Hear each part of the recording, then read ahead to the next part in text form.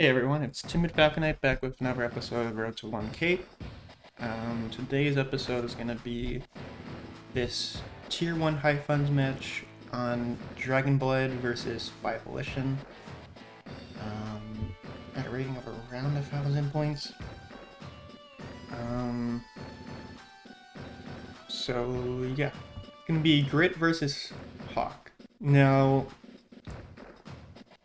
high funds, well, let's just go to the CO tier real quick, because honestly, like, in high funds, you basically, if you have the option to get someone who can just do local damage and healing, like, Hawk or Olaf or even Drake, you're gonna be at a severe advantage. Like, it's super significant how his advantage. Even Kindle to an extent, but like, just being able to snap your fingers and take away a percentage of your opponent's army. It's nice on standard like fog and stuff when the stakes aren't that high as far as like unit value goes. But once you start getting into high funds and stuff, it just scales a lot. It just scales super significantly to the point where like if you're playing Hawk versus like basically any CL and tier for you are definitely going to win no matter what. Whereas like in standard, it might be a bit more balanced depending on the map and stuff like that. Um, it's like Hawk gets so good that he can go up against like Kanbai and Sensei in high funds.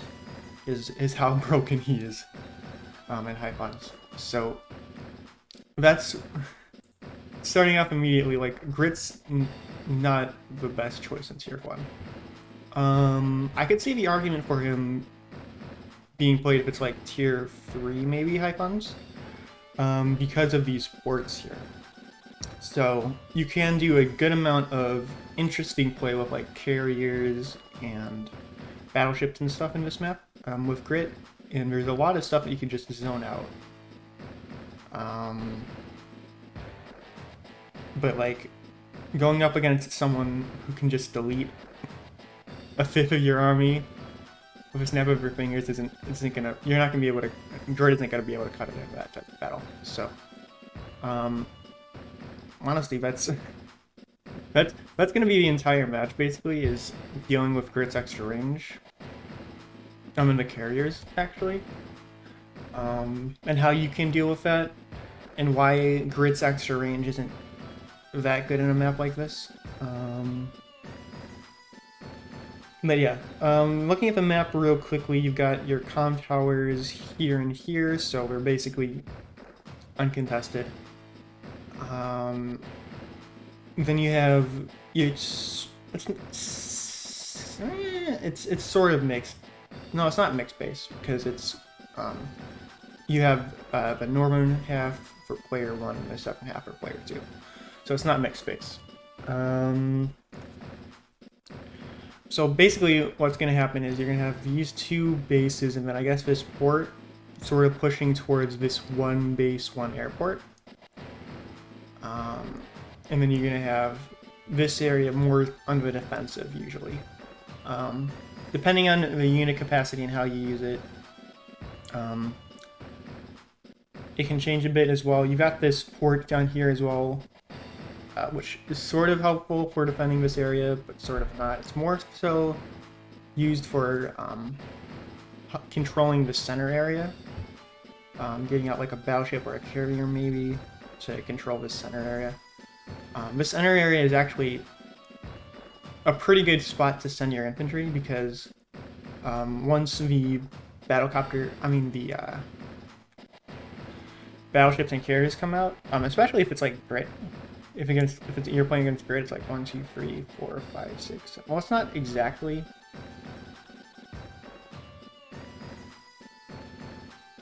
1, 2, 3, 4, 5, 6, 7. Yeah. So if Grid gets like a battleship all the way down here, he can sort of zone out this area just by himself. So that's a good reason to pick Grid on this map, specifically. Just not in tier 3. It's not. The other things are on this map are you have this little island in the corner here. You can send like either a battlecopter, or if you want to invest a little bit into a black boat, that's not even that bad of an idea either. Considering that with like black boats, you can start sending your send your infantry a little bit faster across this area here. So if you have like a black boat, you can send infantry from this base to over here pretty fast. So black boat is actually a pretty good investment in this map, I would feel. But the transport copter is also pretty good. And then, like, if you want to use the transport copter, you can do cheesy strats like going for this city with your transport copter, which may or may not work depending on how you play it. And that's kind of it. For the important things about this map, if you're going into map analysis, obviously, like 57% win rate on Hawk, 40% on Grit, even with the fact that he's playing tier 3, so keep that in mind. And it's not like there aren't any significant plays on either of them as well. So, yeah. But with that, we can get into a replay. So, starting off here, here's the token city, which it'll be giving an extra 2k to me, basically, early on, which is nice, but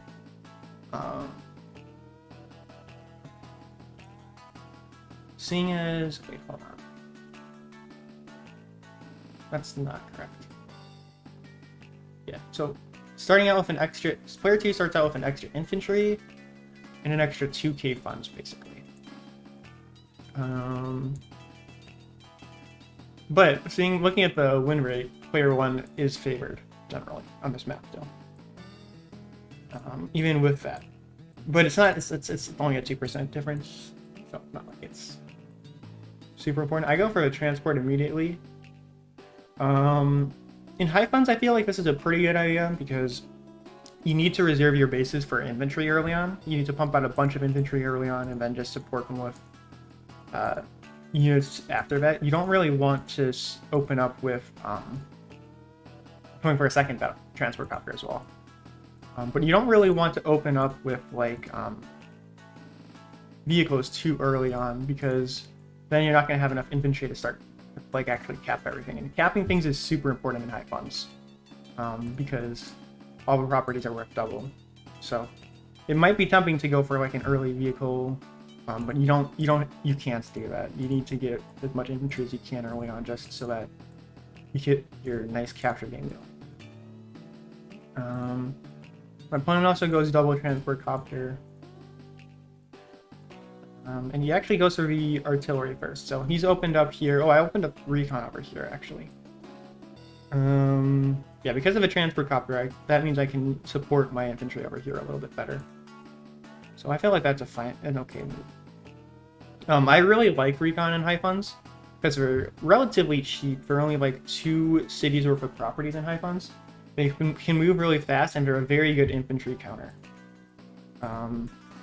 And because tanks aren't as important in this mode, also going for the battlecopter, because you can afford stuff like battlecopters and stuff. Recons are a little bit better. Of course, don't like just spam recons, but I really like recons in this mode. And he goes for the anti-air, obviously, to counter my battlecopter, and an artillery as well. About the other thing, whatever reason to spam freaking recon is I'm playing against Grit.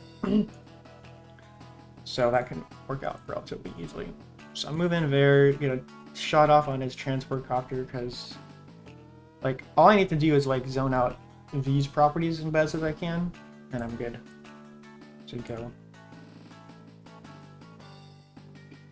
And then, as you can see, already moving into the center here with my transports. Getting a tank to counter his anti-air, and this is sort of how you kind of want to play high funds is you want, when your opponent builds an anti-air, you build a tank. When your opponent builds a tank, you build like a battlecopter or something. Of course, Grit's playstyle makes it a little bit weirder for that.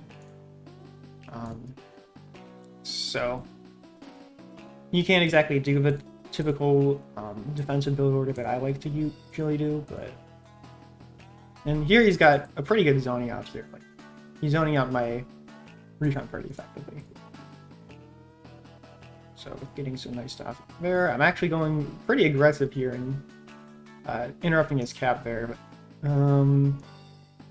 I think that paid for itself just by itself, more or less, because it's delaying the capture by 1 turn, which is 2k funds, and then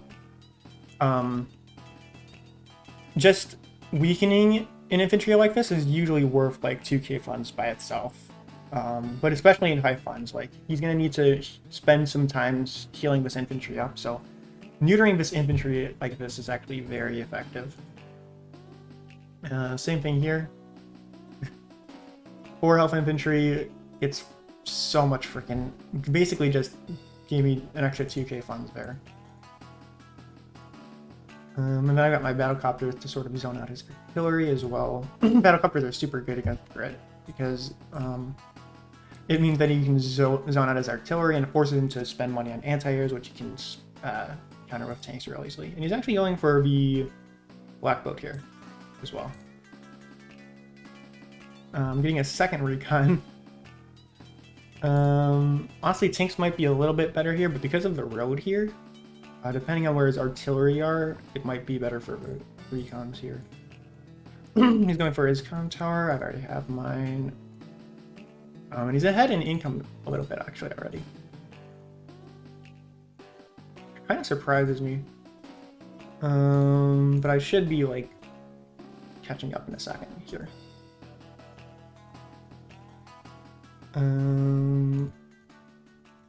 Yeah. So I'm up a little bit now. Taking out his capping infantry there, so that's completely neutered his cap there.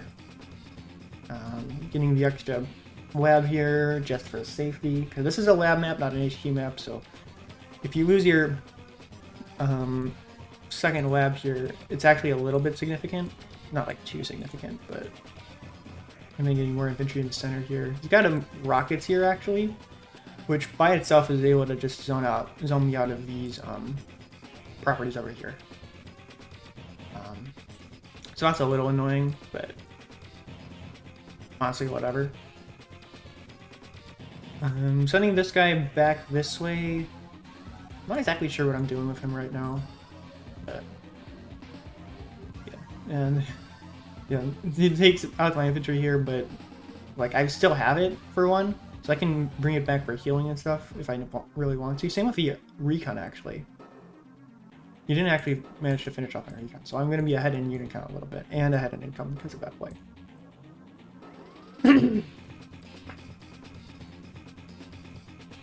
So being aggressive against Grit is usually worth it, because you're basically trying to pressure him so that he isn't able to ball up his artillery like he wants to. If he's able to ball up his artillery, he is kind of dangerous, actually, but... yeah. So I'm moving in to basically zone out the city again. And because I didn't have any tanks in the area, can't really deal with my recon. Like, if I were Grit here, I might actually consider a tank. I don't think it's a one-shot or anything, but it would definitely zone out my recon a little bit. Yeah, it's not gonna one-shot, like ever, because Grit has -20 day-to-day direct attack. So, yeah. But as you can see, I'm already ahead in unit count very significantly. Oh. That was an interesting move. A little bit aggressive, but I kind of like it because now he can't two-turn cap with that infantry. So I'm still getting a good amount of work in with the recon here. Like, even doing 2 damage here is extremely worth it, I feel, with the recon. I mean, like, he's gonna be able to blast it away with his infantry now, but, like... So I might have wanted to wait a bit on that, but it might have been a little bit aggressive, because I could have saved it. Yeah, I guess... But at least, at the very least, I'm not, like, paying for it anymore. So... And then he's got his missiles here. Great missiles are actually very good on this map, and he's gonna be this. I'm not gonna be able to deal with this area for quite a long time. Not that I really need to, because I don't really need to push in here at all. But like, yeah. And basically, this just becomes a zoning war with like the battlecopters and the missiles and stuff. Like, grid missiles can very easily just zone out battlecopters, especially when paired with anti-air. And then he goes through a carrier here as well. This was such an annoying moment. I was like, bruh. Man, because I wanted to take his infantry out from here and then maybe try and get a transport, a cheeky little transport copter onto this island here. What I do instead here is just move into his range, inside of his range, and attack his black boat here, because that's the main weakness of barriers, is you can't... There's a little area in which you can hide in, but like, I can't really move in with like any other things right now. So, like, I see the carrier come out and I'm like, okay, gotta change tactics a little bit here. I'm not sure why I moved this guy out. Exactly, should have probably just left him there. Because what am I gonna do with a 3 health infantry? Maybe I wanted to reinforce this guy a little bit. Probably what I was doing with that, actually. Because I would be expecting the artillery.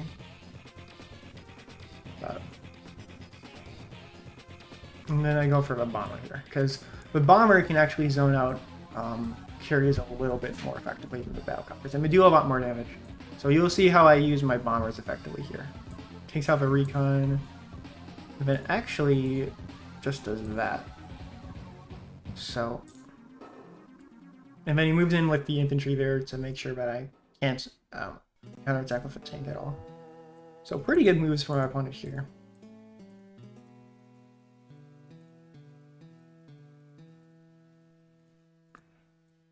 And then he's moving back here a little bit.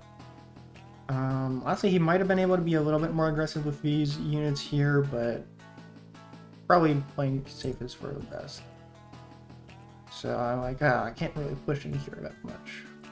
I go for his lab now that he's moved his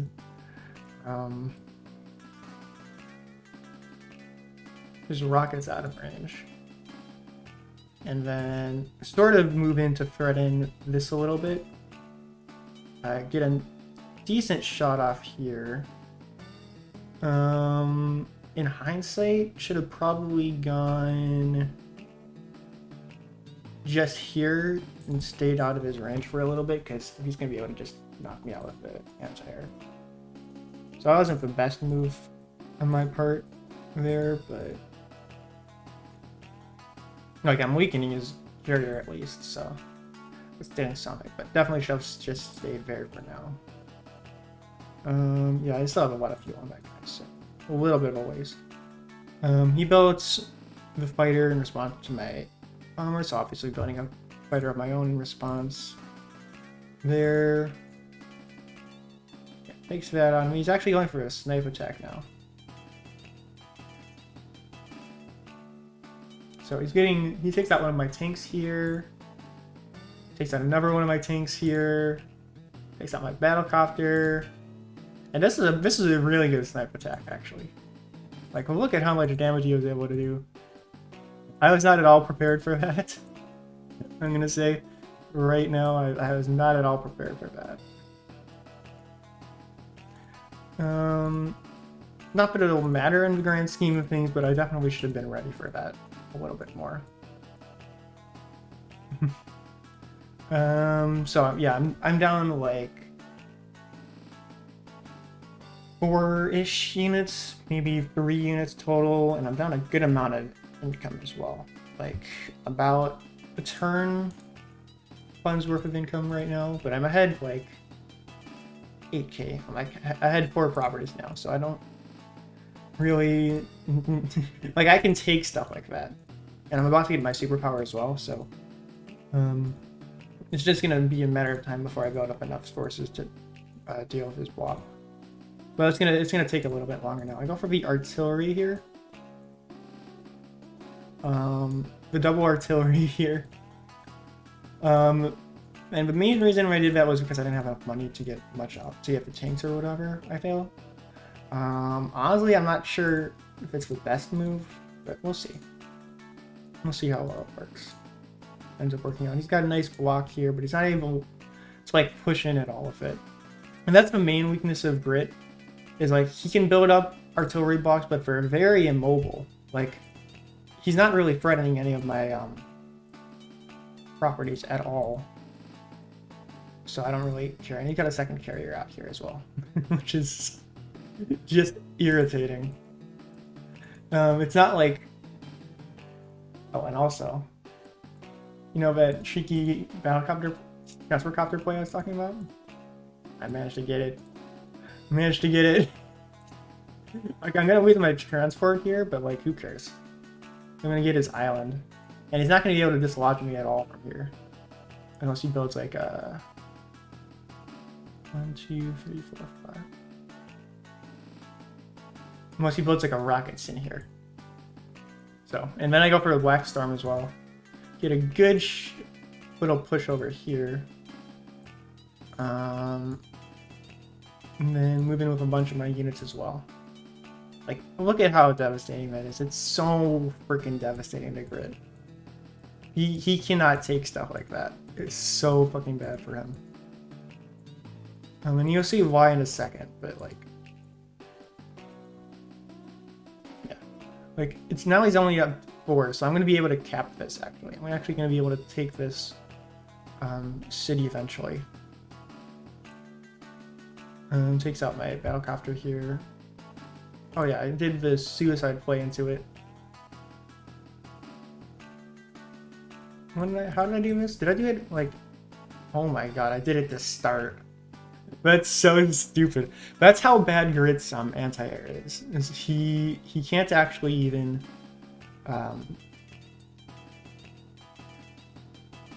effectively guard. He can't even take out anti-air from counterattack consistently. That's so bad. That's so bad. That guy's at 3 health. He's able to finish me off, but like that's such a BM move. Such a disrespectful move. Man. He isn't even able to take out my transfer copter here. What the fuck? Oh man, that's just sad. I actually get to keep my transport copter. Man. Okay. But as you can see here, I'm starting to build up a little bit of a bomber thing to try and push in against here with. So.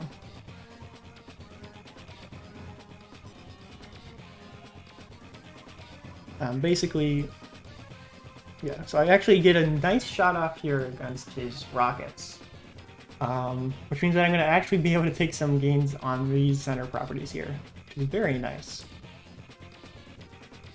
And I'm actually sort of forcing him to take the shot off on the lab here. So I'm going to get both of these properties next.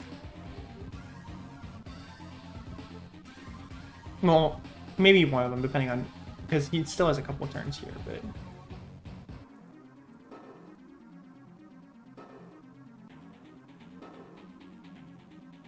and as you can see here, I've got my fighter sort of zoning out his fighter, got my bomber here to start pushing in a little bit against these guys. I have my artillery here for reasons. Yeah, I sort of have to zone out his infantry a little bit, so it's not like completely useless against Grit's stuff. But yeah, I mean, he goes for the battleship here. He kind of needed it to make sure that I can't take that. He has enough for a sniper attack here. But he can't really effectively push against this tank. Like, this tank is in the perfect spot to just keep on plugging away here.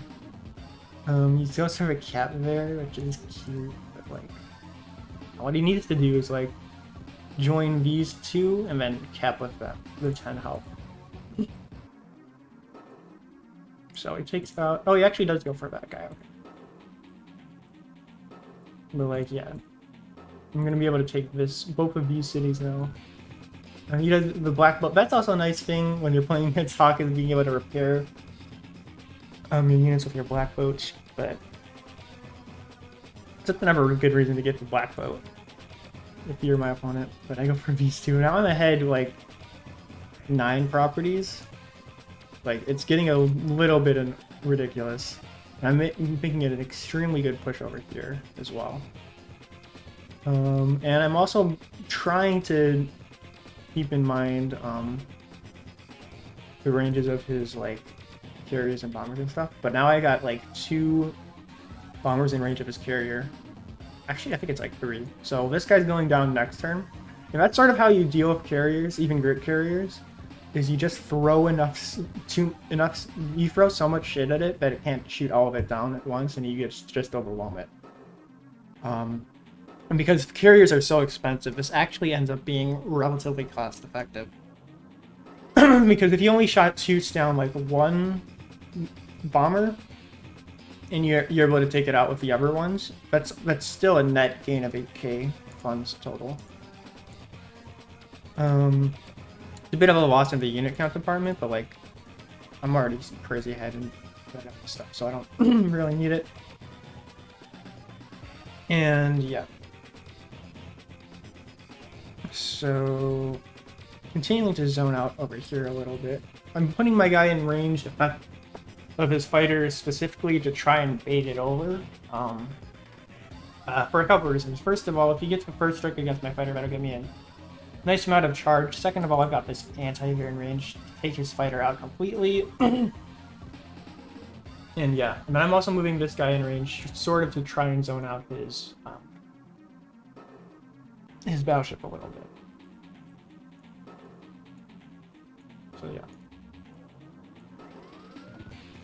It's a little bit of damage on this guy, but like, he's gonna have to do a little bit better than that. And he goes for a sniper attack here. Takes out my poor artillery. He did nothing wrong. Why would you do that to poor artillery, Chan? Takes him out. Actually falls back with the carrier because he can't move in here. And he's sort of surrounding my tank here, which is a little bit funny, but like, it's not gonna matter too much. He's got the infantry here. But he's not gonna have enough money to build like a boat or anything, so he's gonna have to move in with his black boat probably. Yeah, like that. So now he's got my tank surrounded here, but he's been able to do enough damage here to make it worth my while here. And my opponent's probably gonna get another sniper attack next turn if he wants it. So basically, I kind of want to wipe up as many of his units as I can here.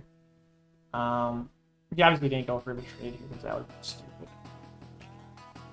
I'm going for the comm tower as well now. Being very aggressive here. I'm obviously not going to get either of these, but I sort of need to keep his units busy. I got the APC here as well, probably mainly to just refuel these two guys. And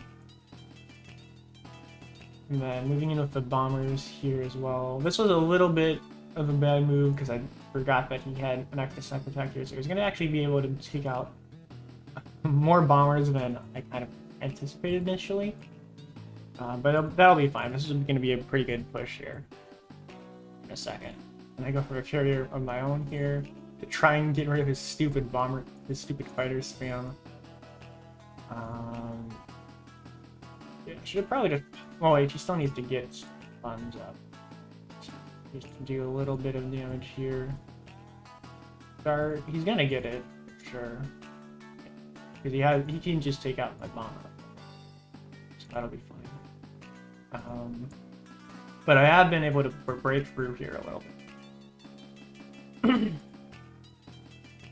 And this guy actually is going to be able to take this city next turn, so I'm going to flip even more income next turn. And I also have my superpower up, so...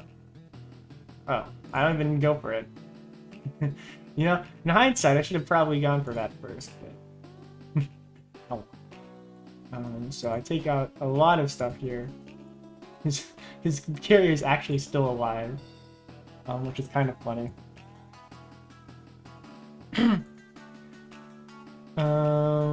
Did I take out his... Yeah, I think I took out his missiles at some point. Was that this turn? Yeah, with the artillery. The artillery, let's go, Chad artillery. Charging against the grit ones. Because he didn't have anything really in this area to... Okay. That's why you can pretty effectively use artillery against grit, depending on... Just so long as you don't send it against grit's artillery walls. Like, artillery aren't bad against grit. It's just you can't just use them in every single situation. And then I go for the joint cap here as well. And I'm also pushing against these guys a little bit. So I've got my anti-air in range basically to try and take his fighters out of the equation as much as I can.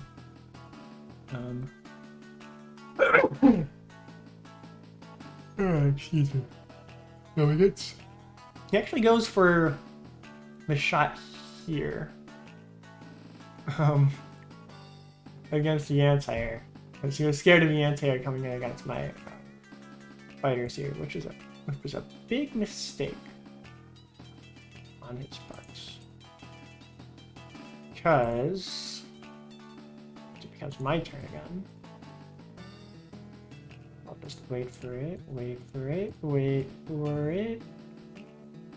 Well, start out by doing a nice little artillery shot, but then I go perfect. The lab cap. Which, yeah. Basically, as soon as he did that, it was over. Should have paid more attention to how much capture was left there, and you might have been able to survive for a couple more turns. But just looking at the unit count and the value disparity here, like, nah, it's not. I was going to be able to overwhelm him eventually. This was day 17? Yeah, day 17. So, he could have held on for another good amount of turns probably, but like I was going to be able to push in here eventually against those fighters, so... yeah. It was kind of inevitable at that point. Biggest mistake my opponent did in this match was to not pick a tier 1. Grit's pretty good in this map. As you can see, he was able to do a lot of good zoning with his artillery and stuff. He was actually able to do take me off guard with his sniper attack, even though I shouldn't have been taken off guard by it. And he was able to do a lot of damage with just a basic sniper attack. So that's great. That's basically Grit's bread and butter, is just doing sniper attacks like that, so that your opponent has to worry about your zoning. Usually Grit's just spam sniper attack, but super sniper is also something that they can take advantage of, because they can use it to sort of zone out an extra square from your opponent as well. So you have to be worried a bit about his artillery, even if you're like 6 tiles away. If he has a super snipe sort of close to being able to get propped, it's a decent mix-up option if you aren't prepared for it. Well, if your opponent isn't prepared for it, so... and because Grit's firepower... Grit has enough firepower with just the sniper attack to do a lot of damage with that anyway, but like he doesn't need extra power usually on his super snipe in order to do the same amount of damage. The super snipe is just... It's like not usually used because people generally are prepared for it, but like it's a good mix-up option if your opponent isn't ready for it. But yeah, I feel like my opponent sort of did his best as Grit can in high funds, because Grit's not good at all in high funds, because the maps are usually big like this, and Grit hates large maps. Like he can't get a decent artillery block going with on large maps like this, because it's just too slow. His opponent's going to be able to just run over his infantry if they overextend. So he's not going to be able to protect them unless he pops out tanks and stuff, which are going to be able to get taken out pretty easily by his opponent's tanks, because he has minus 20 firepower on them. So yeah, Grit isn't like awful in this map, because he has good battleships, he has good carriers. So he can do a very, very effective zoning job here. As you can see, this boy did a good job all by itself of zoning this area for quite a while. But he will be overwhelmed by superior numbers eventually if he falls behind at the capture game. So he has to be on top of that. He has to build some direct units just to protect his infantry, basically. Because minus 20 is like terrible. It's very bad, but like it's not the end of the world. Like you sort of still need to build some direct units as him. And not just anti-air either. You need to build a couple of tanks or something. Usually, because on larger maps like this, because you just aren't going to be able to get there in time with just the anti-artillery. So yeah, that's basically it for today's match. Next week will be, oh, this is 11 days, 4 days, 6 days. Okay, it's probably going to be this Jess map. Because I feel like these two are both really short maps. So I'm either going to be doing both of these matches, or this Inland Waters match next week. Because these were both very early resigns, if I remember correctly. So I might have something to say about them, but they might be too low elo to really warrant up an episode. So I'm probably going to be doing this Inland Waters map versus Star Drifter next week. So stay tuned in for that, like, subscribe, and all that nonsense. And I will see you guys next time.